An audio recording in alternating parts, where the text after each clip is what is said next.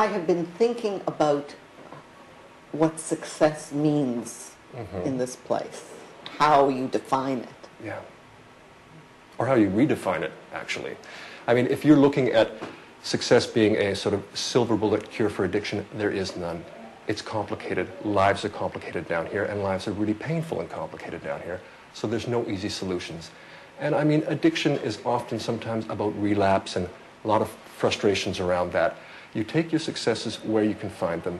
If, let's say, you know, the young woman who is in an abusive relationship and is getting beaten up, if we can, you know, sometimes you can help get her out of that relationship and get her up in a detox where she can think about maybe moving somewhere else with her life. Well, you know what? It might not go all the way. She might just get a weekend's peace, a weekend's care, and she might leave that situation. Sometimes, you know, she'll go back, be drawn back into another situation. It's tragic, but that weekend is important. And that connection that you make over that weekend might let that person know that they do have some resources down here. And it's important for people. Sometimes they feel so isolated and so alone. There's so much pain and there's so much self-loathing in folks down here that you really want to let them know that there's actually maybe some support for them. How do you know when somebody comes that they're ready? Sometimes you have to make some really difficult choices. Again, there's always a criteria that you can go by. You know, if a person is homeless, I tend to want to reach out towards them because, again, it's really important to try and get people off of the streets. If someone is on the streets, how can they deal with their addiction issues before their housing issues get dealt with? You know what I mean? Here we've got a chance to get people into a secure situation, get them healthier, give them some time off of the street, off of using. Sometimes they can make some moves from there, but any time off they get is valuable. An aspect of this desperation is you do what you have to do. How do you deal with people lying to you, conning you, trying to get something out of you? You know what? If somebody wants to con me for health care, to con me for services, you go for it. I don't take that stuff seriously because ultimately it's not important. Lots of us in life, all walks of life, tell stories, exaggerate our importance or this or that. Very common for people to talk that way. And it's not really pertinent to people's situations, which you can sometimes see quite clearly if you're looking at them with some love. You know what I mean? Or some clarity. I think those things are sometimes interchangeable.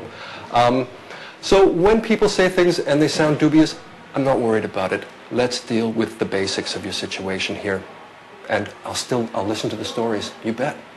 You do listen as well. You don't push people. You don't pressure. No point in it. No point in it. You pressure somebody into detox, you pressure somebody into anything, they will do it for as long as you're sitting in front of them pressuring them. And then you go away and they may do something different. So again, you wait till people are ready, and sometimes you just get a good knack of knowing how to open doors for them and to leave that door open, you know? You said you wake up sometimes in the middle of the night. Does this job keep you up at night sometimes?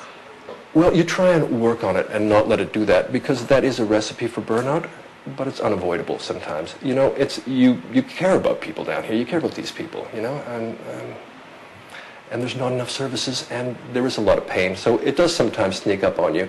Again, mostly it's a really positive thing. You were talking about redefining success. What about failure? I don't dwell on failure. That is sort of, it's a red herring. You know what I mean? It's like pain.